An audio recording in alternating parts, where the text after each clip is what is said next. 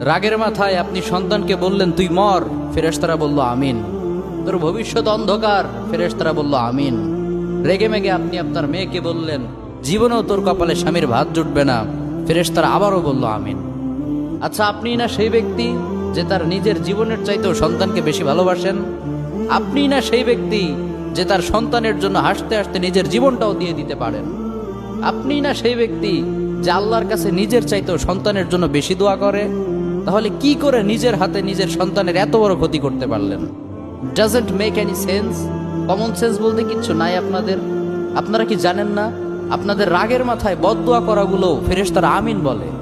দাওয়াতুল ওয়ালিদ আলা ওয়ালাদি, বাবা মা তার সন্তানের জন্য যেই দোয়া করে সেটা ভালো হোক কিংবা বদদোয়া হোক, আল্লাহ সেটাই কবুল করে নেয়।